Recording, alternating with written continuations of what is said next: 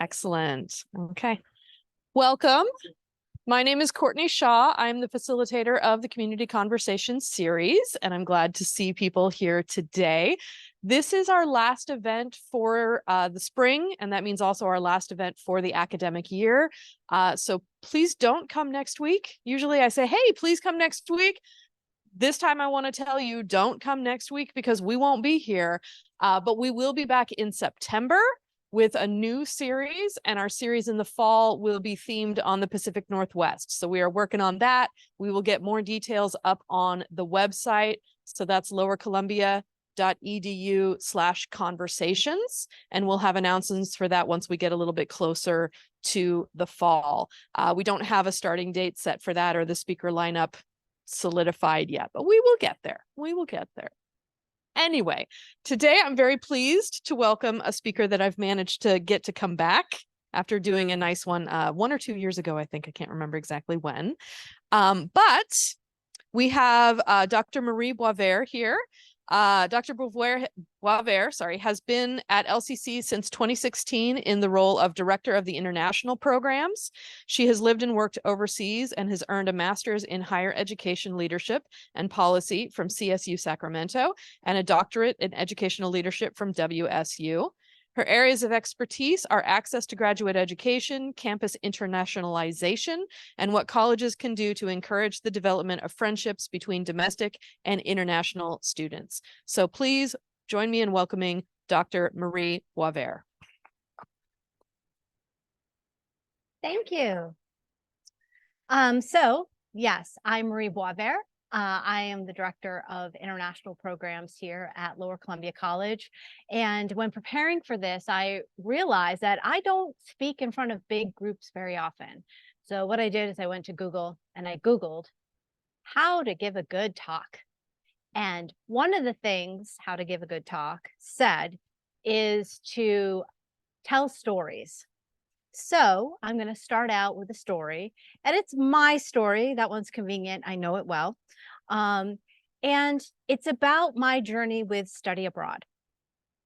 So I started college let me go back to where I'm from. So I am from New York, and I have visuals. So I'm from New York. Yeah. So sometimes when I want people to kind of think I'm cool, I leave it there. But I have to be honest with you, I'm not from that New York. I'm from that New York. I'm from upstate New York, specifically a small town called Ballston Spa, New York, and actually very comparable in size to Longview, less beautiful rivers though. So I started out college, my first year, I went to Hudson Valley Community College, which is located in Albany, New York. We affectionately called it Harvard on the Hudson. And after that, I went to my transfer school was the State University of New York, Oswego. And so picture me, it's the 90s, walking across campus, going to the college radio station. And there's one of those little tables set up. You know how they have the table set up and they're trying to either sell you credit cards or give you a job. This one happened to be the folks from the study abroad office. And I'm walking by and they shout out at me, hey, do you want to study abroad? And I say, I can't afford it as I'm walking away. And then they shouted back, well, what if we told you that actually you might be able to study abroad for the same cost it is just to go to a semester at SUNY Oswego? And, like that record scrape when, I literally did, that sound effect would have been appropriate. I'm like, what? Tell me more. And long story short, here I am talking to you about the life-changing experience that study abroad can be. All of that has led to this point here. So I went and I studied abroad, and then I came back. And from that experience, I went to London for just 6 weeks. I had never traveled out of the country before. The furthest west I'd ever been is Rochester, New York, which is also that type of New York. And I'd only been on an airplane once, and that was when I was in middle school to go to my cousin's wedding. So it's not like I was this well-traveled, but I went, and the second time I ever got on an airplane, I went to London. I stayed there for 6 weeks. I got back. I went to the study abroad office and I said, oh my gosh, that changed my life. How did you get your job?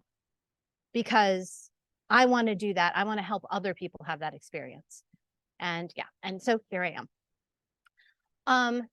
So the next thing I wanted to talk about is also related to things the internet says that you should do if you're going to give a talk. And one of those things is don't put a bunch of words on slides. Very few words.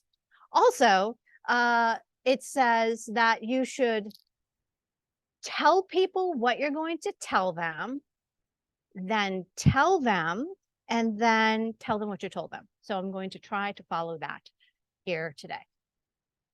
So how does study abroad change students' lives? What are the impacts of study abroad? Well, first I want to start out with this one. So I dub this one World Peace. It sounds really grandiose, doesn't it? But really what it comes down to is actually this is what it's all about.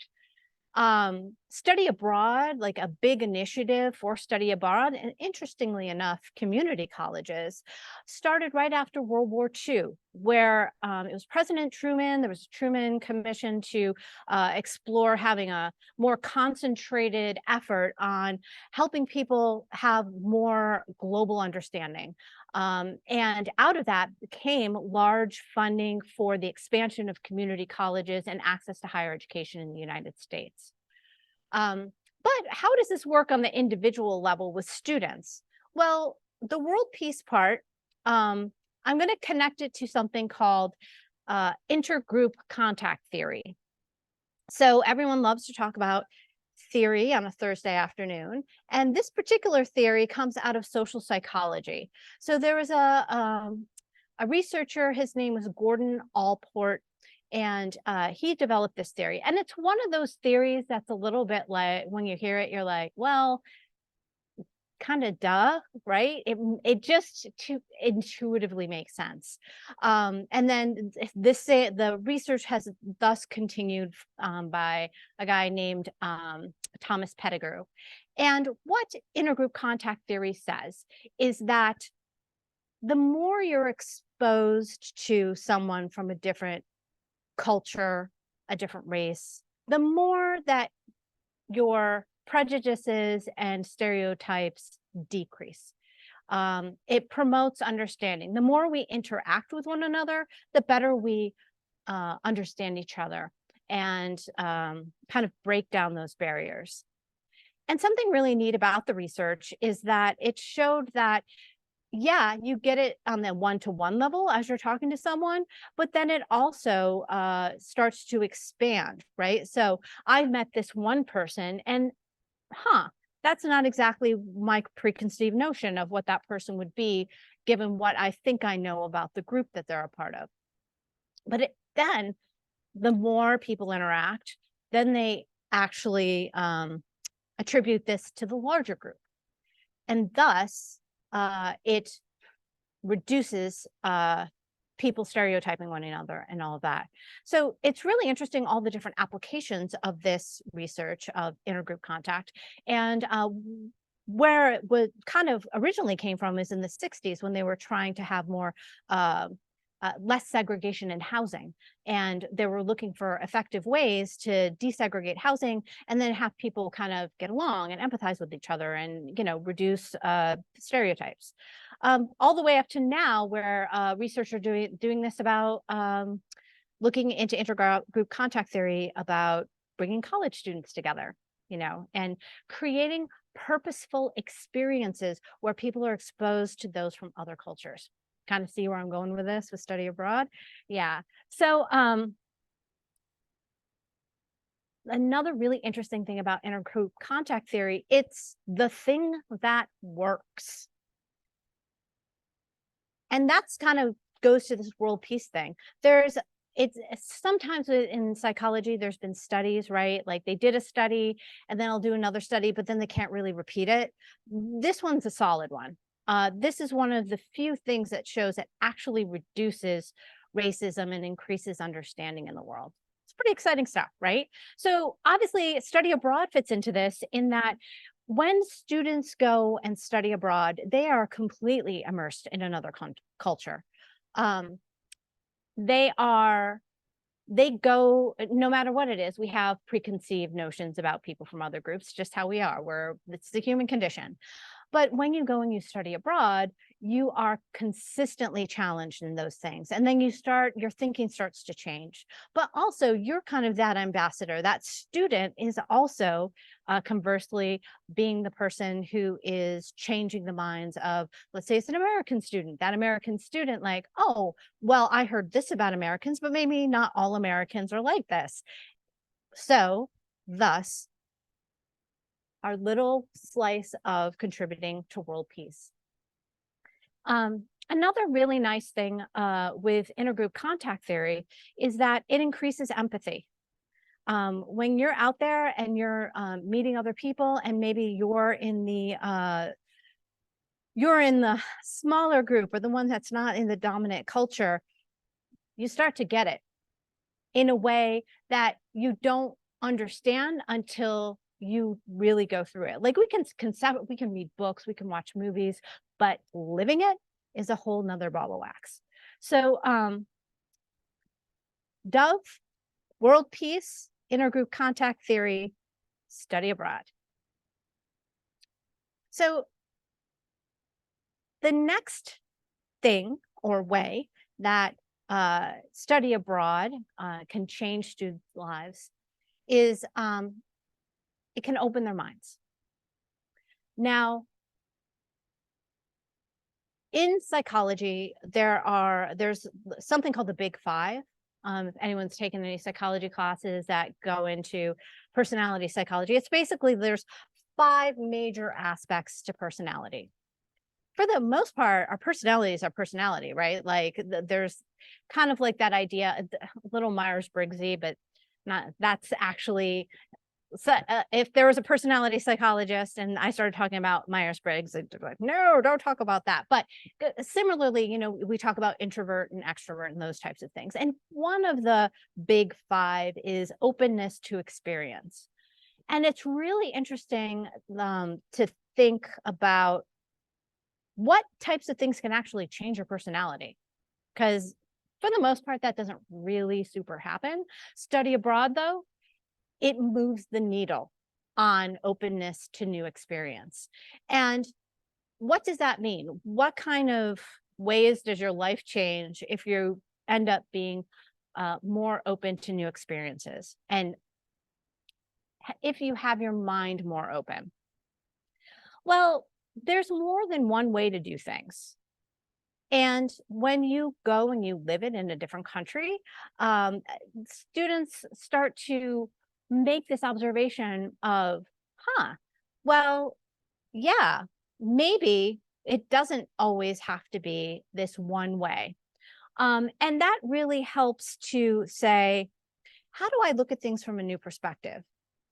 Because when almost everything is different or can be slightly different, then maybe when you're trying to solve a problem in a team later on, like, and you're just looking at it from one angle, but like, heck, let's get rid of all the angles and let's look at it this completely different way. This flexibility of thinking that you get when you're constantly exposed to doing things in a different way. And plus you get to learn more about yourself and your own culture. Nothing quite as good as stepping outside of your culture and looking at it like this, kind of giving that meta ability. That too, when trying to solve problems, is deconstructing and reconstructing, just all of the things that kind of go along with open-mindedness and thinking and kind of getting rid of that rigidity. And another thing is you're able to look at things with a completely new perspective and then kind of flex your thinking. And you have these experiences that happen during your study abroad experience. So let's say you go to a job interview. Tell us a time when you had to overcome a difficulty. And any student who's studied abroad has a very deep well to pull from all of the various things to talk about that they experienced in their, navigating a different culture, everything from how do I get a flight to oh no, I took the wrong bus and I have no idea where I am. And I'm so far down the line on the bus that there's no English signs anymore. How do I get back? All of those different things are great for things to talk about in a job interview, but then also great for the skills that you need to be successful. So the next way study abroad can change is increasing your cross-cultural competency. This is a little difficult to say. So this chart, I love this. This is a website that you can go to and play around with. And it has different dimensions of culture. And then you can plug in different countries and see where those countries land on where their culture kind of is in the spectrum of these measures of various aspects of culture, like power distance, individualism, masculinity. These all have definitions, but this graphic is to show how understanding how to flex between cultures and that we're not all coming from the same place can really impact your ability to communicate with others. Let's say you're on a team and it has people from all different backgrounds and you're trying to solve a problem. You're going to have an issue if you think every single person on that team has even the most shared basic assumptions. You've got to back all the way back and okay, well, especially if you're doing something cross-culturally, look at the individualism scale.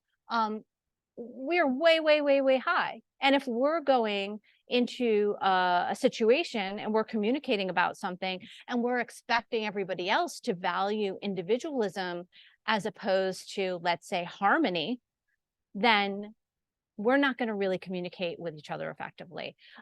Instead, knowing a little bit of this and having experienced it, you're going to approach things more carefully and be more cross-culturally competent. It's very hard to say. So what is cultural competency? So I'm just going to read it. It's your ability to understand people from other cultures and engage with them effectively. So I can give you some examples of how this happens when you're studying abroad. And it's interesting because you start to just kind of get a spidey sense for when a cross-cultural miscommunication is happening. And then you start to develop the skills to navigate those. No one's ever going to truly know every single culture, right? And every different way that cultures might differ or communicate. This is a light switch. And this is my representation of just all the different ways that our cultures can be different and kind of the communications and learning that students might have as they go through their study abroad experience. So I'll start with one experience, which is I picked up an international student from the airport who was very, very jet lagged. And they had just arrived from Australia. This is what a outlet looks like in Australia. It can get a little confusing because you've got to turn the outlet on or off. So you have to, so if you're going to troubleshoot, why isn't my kettle working? Is it on? And then is it the kettle? But anyway, it looks different. And so this very, very jet lagged student is looking for the internet plug. It was in the early 2000s. And I see him taking the Ethernet cable and going towards the outlet. And I'm like, no. So he could have learned a very impactful lesson, but hopefully that one was subtle of everything is just a little bit different. How do I negotiate through that? I can give another example of I was at a dinner with international students here. And we had some pasta. was great. And I said to the students, would you like any more pasta? And they said, that's okay. I'm like, okay, all right. And then we're just sitting there and it's kind of weird. And I'm picking up on a weirdness and I'm not quite sure where it's coming from. But having done this for a while and got a little bit of cross-cultural competency, I was like, what does that mean in your country? And it was students from Kenya, and they're like, that's okay means I want more. Yes, I would like some. I'm like, well, you'll never guess what it means here. It means the opposite, isn't that? And much earlier in my own study abroad experience, I went to Australia and my host family, I had just arrived and they're like, oh, how are you going? And I was like, by bus. And then I asked where the bathroom was, and they seemed like kind of put out, and they're like, well, now's really not a good time to take a bath. And now that's an example. I was 19. I was probably more over here. And like, this is the same person who hadn't really traveled much.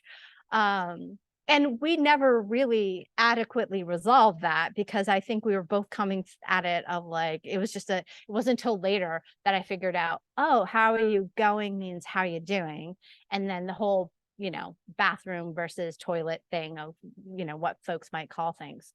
But through that, you really start to develop a sense of it. Like those were my personal experiences as I've gone through things. And you really do start to get a sense of, are we having a moment? You might not know every culture, but you might know that A, these things happen. B, what does it look like when we're starting to have a little bit of a cultural misunderstanding? And students, when they study abroad, they go through this too. And it's frustrating, and it's challenging for them, but they're learning the whole time. One of my favorite quotes is from an educational philosopher. His name's John Dewey. And he says, in order for us to learn or for learning to happen, we must first become uncomfortable. And study abroad has a ton of that. Now, that brings me to the next graphic, which is the giant rubber band ball. So study abroad is exciting. You're learning about this new culture. You get to live in a culture in a way that normally you wouldn't, right? There's tourism, and that's nice. But when you're there and you're doing the boring stuff, that's kind of where the magic happens. But it's also where you start to run into these language issues, or you take that bus. Like I took a bus to downtown Sydney and didn't actually have a plan to get back and ended up having to walk 15 miles and then really messed up my knee and this whole thing. So then I had to figure out the healthcare system, and I know more because of it. And what this bouncy ball represents is resiliency. You really have to develop those skills to bounce back, because it's not going to stop. You're going to be in that culture. It's not like you can really escape it. I mean, now it's slightly easier, right? Because we have the internet and you can just chat to your friends at home, but at least they're in a different time zone and you'll probably be inconveniencing them if you try to, talk to them every minute of the day. But this resiliency part is very applicable to life. The other thing that they're doing, study abroad students, is a lot of times they're getting used to a different academic structure, right? So it's going to be, the expectations are different. The lecture style is different. Sometimes it's in a different language. It's a lot like work, right? Like when we go to work, okay, I'm talking to you. I know this is what you care about and what you're into or what you're expecting. So I'm going to craft my message that way, as opposed to if I'm talking to you, and these types of skills are very applicable to the workplace. And then of course, your life. Life is, as we know, always sending weird stuff at us. And that has, the study abroad experience does have that in this concentrated way. And the confidence that students get after the first, second, third time, maybe they've made a cultural error and it's a little bit embarrassing, but they learn and it's not the end of the world. It's okay. They've made it. Or they do take that bus to Sydney with a plan to get back. All of these things help bolster the confidence of students. And it also helps with this idea of cultural assumptions that students might have as well. So they come back and they're resilient in their thinking. So ice in water, like I like ice cubes in my water, but I know that in other cultures, people might drink the water warm. And there's no right answer to that. And I don't want to say that there's like, we should all delve into complete cultural or cultural relativity or moral relativity, but maybe there's a little bit more flexibility in what we think is the one right answer.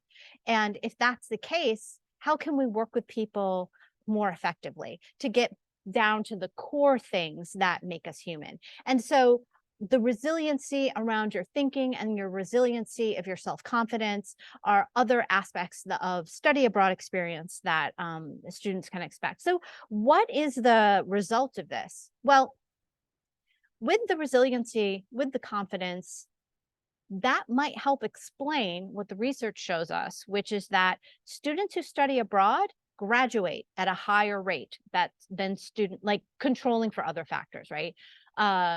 Graduate at a higher rate than their peers. They also have higher GPAs. Their GPAs trend higher once they return. They become more academically engaged. I think it has to do with all four of those things. So with the increase of empathy and understanding, with their minds being more open, cultural competence, resilience, all of this, these are kind of like the things that we want students to graduate with when they graduate from college or university. And study abroad is an extremely intense and impactful way for students to have these experiences. So the last thing is the practical. Employers are looking for employees, that's the word, who are able to communicate effectively, bounce back from challenges, troubleshoot, and who have had global experiences. A recent survey by the International Education Institute showed that I believe 87% of employers highly value student or employees who have had some type of international or cross-cultural experience. This it pays dividends in the job market. So in addition to all these great things in personal development, world peace, it has some real solid benefits just to someone's economic well-being. So what can we do to support students who might want to have this experience? Well, encourage any student that you know to study abroad. The number one thing that influences students to study abroad is hearing it from a faculty member or a family member or a friend. It's very much a referral type of thing. And don't assume that a student can't study abroad on their own behalf. So what I mean by that is, remember how I told the story about how I was able to study abroad? Let's just say I wasn't the best student back in the 90s. Like that, I was not a 3.5 GPA, and I think there's a lot of assumptions that it's only for like good students, and not to say, and what is good student, right? but not making the assumption that because someone doesn't have a 3.5 GPA, that they wouldn't thrive in a study abroad environment. It might be just the thing that they need. Also, don't make the assumption for them that they can't afford it, or that because they're in a community college, this is not an opportunity for them. Study abroad, actually, it was one of the tenets. Remember how I told you about, well, it was 1947 and Truman, and after World War II, it was one of the big ways that they were going to expand international understanding, was to encourage more campus internationalization, study abroad opportunities for community college students. So making it as accessible as possible. And the other thing is that don't assume just because someone has a certain major that they can't study abroad. The majors, any major, there's an opportunity available for them. There are financial aid opportunities and scholarships for study abroad as well. Like federal financial aid can help pay for study abroad. Students can transfer and complete their degree, their 4-year degree, from an undergraduate at a international university. And there are several, more than several, a big old spreadsheet of international universities that can actually accept federal financial aid. And many of them offer degree programs in English. Now, something that, okay, so maybe you don't know any college age students. Something you can do is, right now, the LCC Foundation is doing a fundraising campaign. Specifically, the one that's going on right now is for employee donations, but you know, this could go out to anyone. There is a fund to help fund scholarships for students to study abroad. And if you put study abroad in the note when you make a donation to the LCC Foundation, it will go to that fund to help fund lower income students, so they can also have this opportunity. Because sometimes, yeah, financial aid will pay for the classes, and it can actually help pay for some of the additional stuff like program fees and flights, but you still need spending money once you get there. So those are some specific ways that you could get involved. For students, just make a study abroad advising appointment and we will talk to you. So that is me. That is the email that you can email, and you can either do that. You could contact us via Navigate and just set up an appointment and we'll talk. What's possible? What are you interested in doing? And then work step by step to send students away. And that is my presentation. Thank you so much, everyone.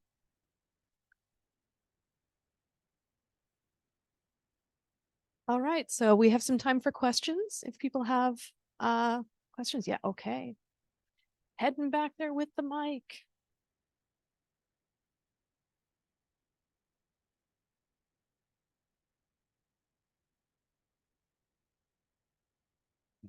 Thanks for your talk. When you mentioned when you mentioned the light going on and realizing that it doesn't have to be this way, can you give an example where that happened to you? This is it's funny that this is the one that pops into mind first, but it's because I randomly was thinking about this. So I studied in Australia back in 1999, and they had the half flush, dual flush toilets in Australia way back then. And I had never seen such a thing. I was just like, what is going on with the flush here, right? And it much more advanced before we got them. And there it was. I asked what it was and they told me, and I'm like, that's genius. Why don't we do that? And so there you go.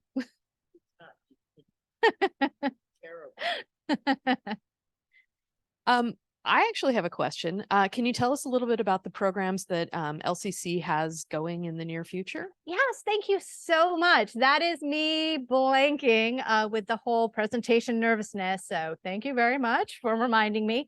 So yeah, we've got programs coming up, and there's different types of programs that exist. So Lower Columbia College offers semester or quarter-long programs where you take 3 classes that are just transcripted on your LCC transcript as LCC classes with a group of community college students. So some from LCC, some might be from Whatcom or Clark. And you go and you take these classes from an LCC faculty member. We have two coming up this fall. One is to Chile, where students will take geology, geography, and Spanish in Vina del Mar and Valparaiso. And I have a information packet right there if anyone's interested. We also have one to Japan this fall, and that one is to Hachiochi, which is basically a suburb of Tokyo. And their students will take creative writing, photography, and introduction to Japanese life and culture. We also have a summer program that is open, and that is 4 weeks in Costa Rica, learning intensive Spanish. So it's 5 credits of Spanish over 4 weeks. And so these are open to the community as well. Like if you wanted to enroll in a class and go on one of these programs, you know, contact us. It's certainly within the realm of possibility. In the future, coming up, we have biology and anthropology this winter in Australia. Great way to have a continuous summer, right? Just flip hemispheres. And then in spring, there's a program to Berlin, Germany. And then the following fall, we have a program to Lyon, France, and also to Barcelona. So those are some of the upcoming opportunities for LCC students. Thank you. Coming around to the front with questions.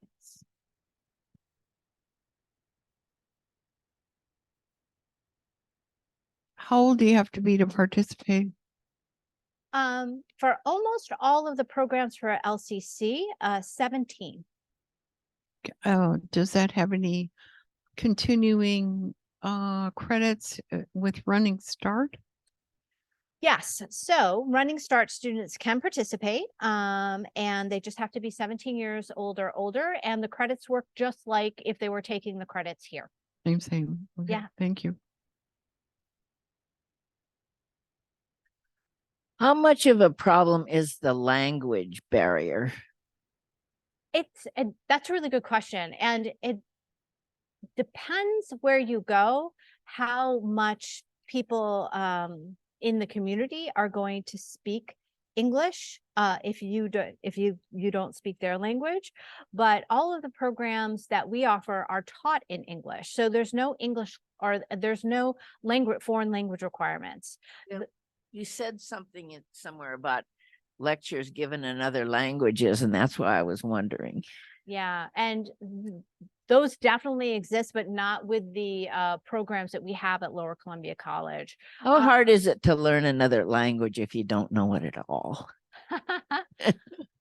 It depends. I feel like some people just really pick up languages, and then other folks just have a more difficult time. I have been trying to actively really learn French for 25 years, and it's still pretty terrible. I mean, I can interpret a few words in other languages, but I don't know any other languages. What can really help language learning is immersion. That is the most impactful way to really acquire a foreign language. So if you that's why this Costa Rica program, for example, is so great, or Chile. If you're surrounded by it, your brain just does this magical stuff. Language acquisition, if you really want to geek out and go down a rabbit hole, learn about language acquisitions, but immersion is the way to do it. So this is one of the most impactful ways and efficient ways to learn a different language.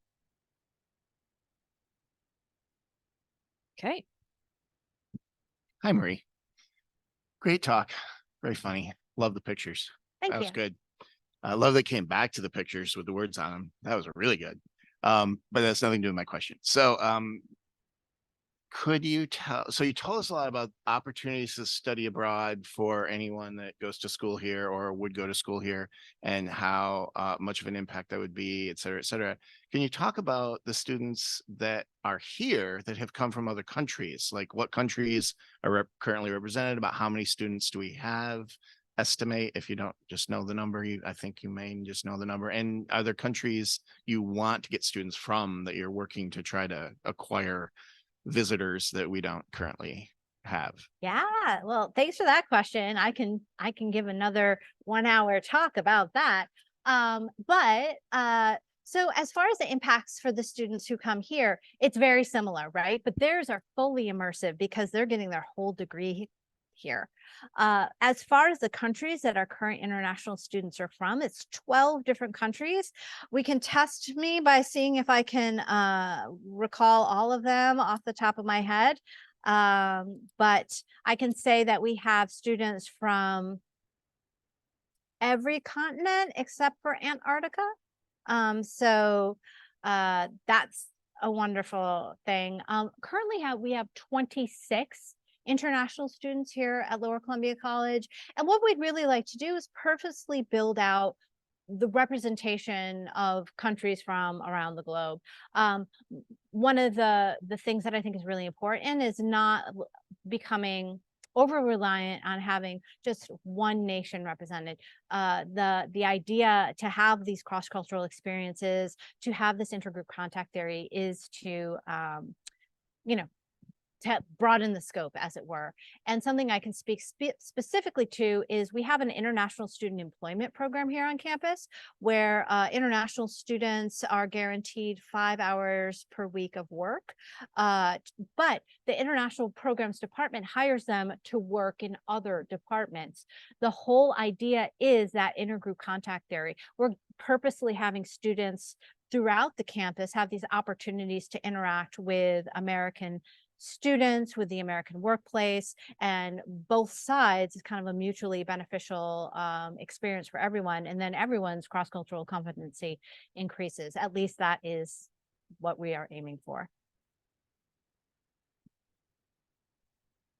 Yeah, I love that because not every student will have the opportunity or adult to travel. And so this brings it to when those students are having contact in the community. That's wonderful. I'm wondering also is that on the different programs? Are they on the website of the? Yeah, they are. So this is, if you go to the main LCC page, it's a little confusing because it's under future students. I'm working on getting that moved, but future students, international programs, and then it's just international students study abroad. Click on study abroad and you can see the list of of programs, how to sign up, the costs, the application process, etc. And how do you determine, like, abroad? Are they specific educational institutions that you work with? And where are these classes? Are they different in different countries? Yeah, so it just depends. It's different in different countries, but the way these programs work is basically each year there's a call out to faculty across all the member organizations of the Washington Community College Consortium for Study Abroad. So that's, Clark and Whatcom and all, Bellevue, all of us. And then faculty propose courses that they would teach in that location, and they would tell us how they would interweave the learning with the culture that exists. And then once the faculty is chosen, that's how we know what classes are going to be offered. The specific study sites, a lot of times we're working either in partnership with a specific university, or we're working with a third-party provider who's on the ground, who's kind of specializes in this stuff. Typically, they're going to class in a classroom at a college campus somewhere, but it does vary depending on the program. And their accommodations vary as well. Some are host family programs. Some students are living in self-catering apartments. It just kind of depends on that particular location. And it looks like there's a theme for the different, like you were talking about, or biology and whatever. Yeah, and the theme is largely dictated by the faculty member who got chosen to lead the program. Oh, very cool. So are there international countries that are actually seeking Americans to come and join in their curriculum outside of the designated school, university classes or programming? Yes. So I can, I can speak broadly to this. I can't say that I know specifically, each of the places, but international student mobility is like a big thing. And for example, Australia has a whole machine behind recruiting international students. They're people that the Australian government pays to live in the USA and recruit Americans to go to their schools. And kind of an exciting development. It's in the works right now. So like this is, I don't know, don't hold me to this because it's not official, but we're currently in talks with the University of Rennes, which is in Brittany, France, where students would do 2 years at Lower Columbia College to earn their business degree here. And then their third year, the University of Rennes would accept our degree in chunk, and then they just have 1 more year and then get their French bachelor's degree. They can do it in 3 years because French bachelor degrees are 3-year degrees. And so we're working on those types of partnerships. And the University of Rennes is actively looking to partner with community colleges in the United States for opportunities like this. Oh, fascinating. Thank you. And just to jump on that a little bit, a program that I worked with, oh gosh, probably 10 years ago now, was through the State Department, where various embassies around the world would have these student programs. And the one that I worked with was through Armenia, Azerbaijan, and Georgia in the Caucasus region. And they had a series of guest lectures on video. I didn't get to go to Armenia. Next time, maybe. And it was giving lectures about US history, US culture, US politics, things like that for this audience of students from abroad that would then give them background so that they could come eventually to the United States and do programs here. And so it was sort of a way of paving the way towards an exchange program or paving the way towards a study abroad program to give them some cultural familiarity and cultural competency before making a trip over. And so that was, and with video conferencing, and I mean, we're all on Zoom now. We're literally on Zoom for this talk today. That was sort of made easier through the technologies. So it sort of lessens the hill you climb in order to make these trips that can seem daunting at first, but the more you learn about it, the more you say, oh yeah, that is something that we could do. It's kind of interesting. There's an Education USA Center. That's our branch of trying to recruit students. Like, so it's head by, I don't want to get this wrong because being recorded. I think it's Department of State, but it could be. We'll just say that and take that with a grain of salt. But and they're typically located in adjacent to embassies throughout the world. Like I visited the ones in Nepal and in Kenya to give presentations about the community college system in the United States to students who might be wanting to come here. And the French version of that is actually hosting 2 international LCC students this summer. They have 2 weeks at home French boot camps. And so these 2 students from LCC will be heading to these partner programs in France for 2 weeks. And it's amazing. The cost is just $2,000 for 2 weeks, but the French embassy tends to support them. And both of our students got scholarships. So it's 50% off. So $1,000 for everything except for airfare, to spend 2 weeks in France taking these intensive courses that are taught in English and kind of exposing them to French culture, with the idea of trying to encourage them to come back for perhaps their bachelor's degree through a program like the one we're trying to set up with Rennes. It's a French embassy. Yeah.